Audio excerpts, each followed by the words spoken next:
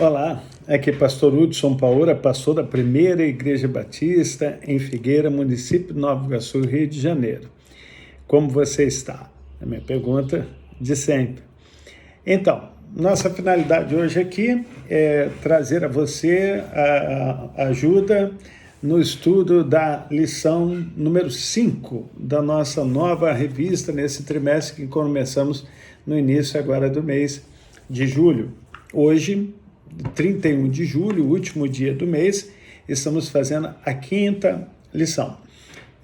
Não temos hoje escola bíblica dominical presencial, em função do encerramento da escola bíblica de férias, e espero que você tenha aproveitado essa oportunidade de ter trazido um dos seus pequeninos para participar desse momento, que com certeza é um momento muito gostoso. Lembro que na minha infância eu tive a oportunidade de participar de várias EBFs na igreja. Uma delas está, que é a igreja que eu participei, né, era a Igreja Jardim Boa Esperança, e tenho boas recordações.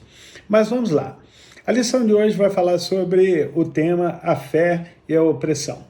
Como nós sabemos, as lições estão apoiadas na carta, na epístola de Tiago, ou seja, escrita a nós, é uma das epístolas gerais, ou seja, direcionada até os nossos dias e para todos os povos e todas as classes sociais, porque trata-se da palavra de Deus. Mas o tema é um tema bastante polêmico. Por quê?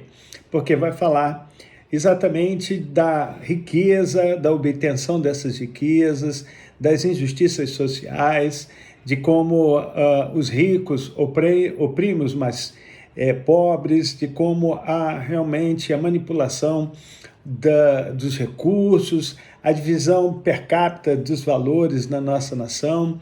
Há algumas estatísticas não muito recentes diz de que acredita-se que a riqueza do nosso país ou da nação brasileira está na mão de 11% da população. Imagine você uma população com mais de 200 milhões de habitantes, 11% corresponderia nem a 25 milhões de pessoas, seria um valor inferior a essa estimativa.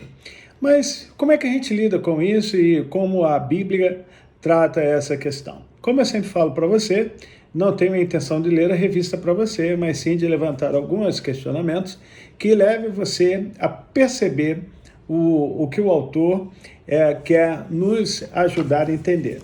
Eu estive dando uma olhada, é o pastor Ronaldo Gomes de Souza, ele é pastor da igreja Jardim Aeroporto, lá em Campos do Goytacazes, portanto é o pastor do nosso estado.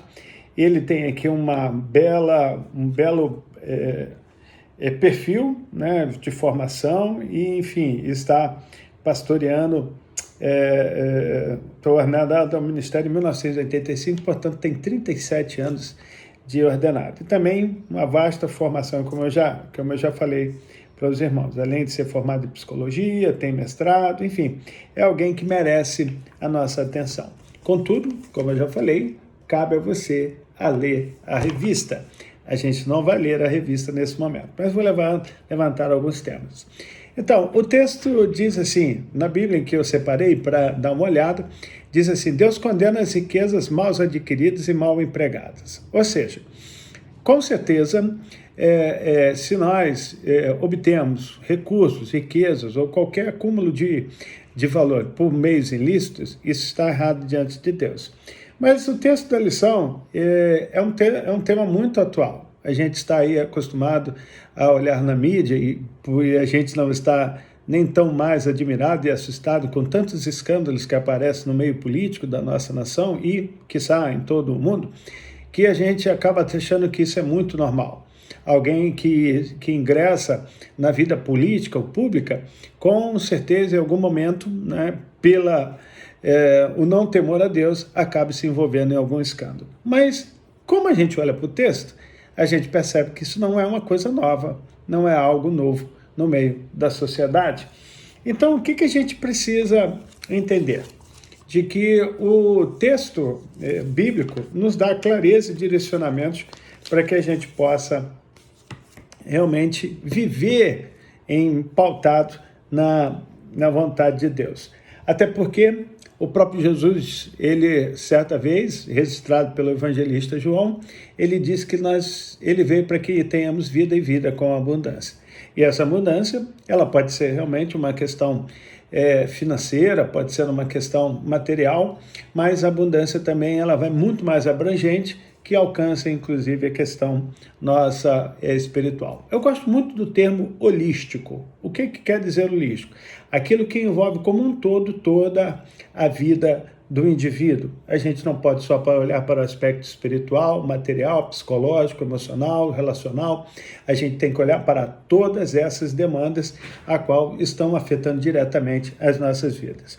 Então ele vem falando aqui, uma grave repreensão aos opressores, ou seja, no verso 2 diz assim, as vossas riquezas estão corruptas e as vossas roupagens comidas de traça. O vosso ouro e a vossa prata foram gastos de ferrugem, e a sua ferrugem há de ser por testemunho contra vós mesmos, e há de devorar como fogo as vossas carnes, tesouros acumulados nos últimos dias. Ou seja, Tiago está falando aqui e reprovando as pessoas que assim agem. Mas vamos seguir mais à frente. O versículo 1 começa no imperativo, ouçam, presta atenção. Uma percepção que talvez a gente não consiga ter é de que nada será impune ou ficará encoberto. A Bíblia diz que os olhos do Senhor estão por toda a terra. Então, o importante é que a gente olhe para o que a Bíblia nos fala e nos recomenda com relação a essas posturas, né, na nossa vida diária e nos nossos relacionamentos.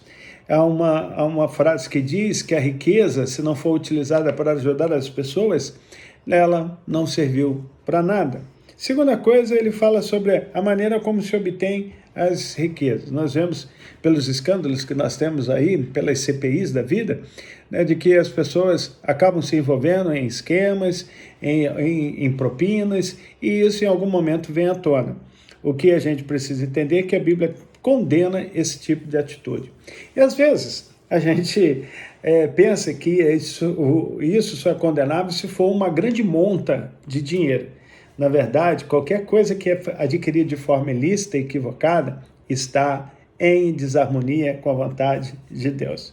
Eu gosto de dar um exemplo e que muitas vezes as pessoas ficam até chateadas e tristes, mas imagine você já foi a algum supermercado ou algum hortifruti e chegando lá, você foi até a banca de frutas, por exemplo, uma banca onde tinha uvas, não sei qual tipo de uva que você gosta, e você foi lá e arrancou uma das uvas que estavam lá no cacho, limpou na sua blusa e comeu? Você já fez isso? Então, e não pagou por essa uva?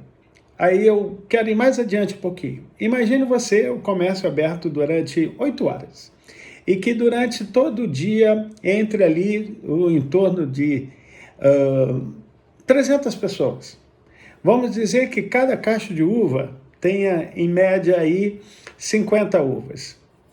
Bom, se cada pessoa que entrou lá, nesse hortifruti, tirou uma uva e que cada cacho de 300 pessoas, cada cacho tem 50 uvas, então são 6 cachos de uvas que foram comidos ou que foram consumidos sem que se alguém pagasse qualquer valor por eles.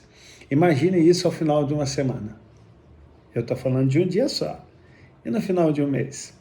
Então, são de pequenas coisas que muitas vezes nós envolvemos e que elas se tornam um grande problema, porque muitas vezes a gente acha que essas coisas não vão nos afetar nunca. Então, olha só, nós estamos falando de ricos aqui, o texto está falando de pessoas que oprimem os mais pobres com as suas riquezas, com as suas injustiças, mas muitas vezes nós agimos com injustiça e de forma equivocada também no nosso cotidiano. Terceira coisa, a maneira como se usa as riquezas pode ser opressora, né? Então, a gente não pagar o salário justo à pessoa, mesmo que seja, de repente, uma classe que tenha um sindicato ou tenha o seu piso salarial justificado por um acordo, enfim, por uma demanda ou por um órgão regulador, e muitas vezes a gente, por ter o poder, vamos assim dizer, aquisitivo na mão, a gente usa da necessidade e abusa da carência daquele indivíduo. Ele diz aqui, nos argumentos anteriores aprendemos que a riqueza pode se tornar pecaminosa de acordo com a forma como são adquiridas. Agora veremos a propósito que como são usadas podem também tornar pecaminosas. Vejamos então como as riquezas podem contribuir para a opressão. Aí ele vem falando assim, quando são acumuladas, quando o seu uso é egoísta, quando a riqueza é ostensiva. E vai por aí. É importante que você leia e siga o detalhamento da lição. Quarta coisa, futilidade da riqueza. Ou seja, as riquezas passam, o texto que nós lemos diz que elas são corroídas, né, pela ferrugem, dependendo, se for um celeiro, ela apodrece. As riquezas podem corromper também o caráter da pessoa. Quantos relacionamentos, quantas sociedades, quantas amizades rompidas por causa de valores materiais ou de acordos não cumpridos. A gente precisa dar uma olhada nisso e perceber o quanto nós precisamos ter na nossa mente, no nosso coração guardado dessas coisas. Eu não estou dizendo aqui a você que você deve ser bobo, né? Ajudar a todo mundo ou emprestar sem nenhuma intenção de retorno, mas precisamos realmente ter cuidado. Na conclusão, como eu já disse para você, a gente está aqui fazendo um apanhado da revista, senão a gente vai ler e não é essa a intenção. Ler é a sua tarefa. Na conclusão diz assim, o mundo não é justo e às vezes também agimos de forma injusta. A Bíblia Sagrada afirma, sempre haverá pobres na terra, portanto lhe ordeno que abra o coração para o seu irmão israelita, tanto para o pobre como o necessitado da sua terra. Então, havia uma lei, né, no antigo povo de Israel, que de 50 em 50 anos havia um recesso na terra, ou na agricultura, para que houvesse um descanso da terra. E também o cancelamento das dívidas de pessoas que não podiam pagar suas dívidas, ou seja, uma nova oportunidade para que essas pessoas pudessem organizar a sua vida ou ter realmente a oportunidade de um recomeço. Eu não vou entrar aqui em detalhes, mas você pode ler essas leis lá no livro de Levítico e também de Deuteronômio, você pode chegar lá a essas conclusões. Olha agora, vamos aqui parar para pensar e agir. Você tem experimentado injustiças, opressões existenciais que o deixam triste, às vezes até mesmo enfurecido?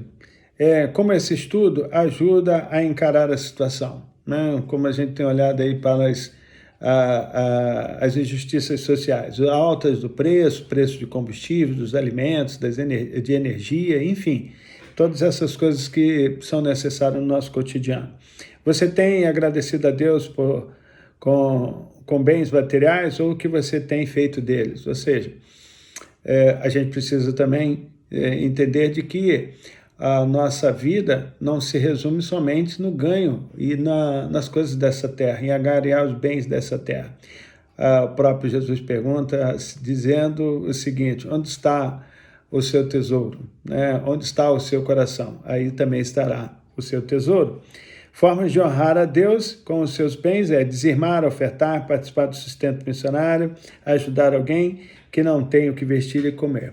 Aqui na igreja nós temos algumas ações que estão direcionadas a entregas de cestas básicas, nós temos aqui alguns recursos também direcionados a essa beneficência, mas isso tudo só é possível mediante a nossa fidelidade nas ofertas e nos dízimos. Acredite, se nós fôssemos mais fiéis, poderíamos ajudar os nossos irmãos. Lógico, tomando todo cuidado para que a gente não seja enganado pelos espertalhões, porque irmãos existem e muitos. E quarta coisa, precisamos ser proativos no clamor e na ação da justiça. Uma coisa proativa nos anteceder a essas questões. Não querendo aqui adicionar um caráter político na nossa lição, mas eu quero convidar você a orar e pensar também nesse ano que estamos no decorrer dele, que é o ano de 2022, é um ano de eleição. É uma oportunidade para a gente avaliar, né, quem nós vamos colocar lá e, através do nosso voto, dizer e expressar a nossa vontade. Não estou aqui defendendo nenhuma partido político, não estou defendendo nenhum candidato, mas quero levar você a pensar e refletir que muitas vezes as razões e as coisas que acontecem na vida social, ou de abusos sociais, ou de algumas coisas que não são, de fato, revistas e colocadas no seu devido lugar, é a nossa omissão também. Então, não se esqueça que temos as leituras diárias, que estão em Lucas, Mateus, Filipenses, Timóteo, Marcos e Tiago. Todas essas leituras vão ajudar você a ter uma compreensão mais clara desse estudo. Que Deus te abençoe e que o seu domingo seja inteiramente na presença do Senhor. Para registrar, fé e a opressão é o título do estudo dessa lição que hoje aqui estudamos juntos. Que Deus te abençoe.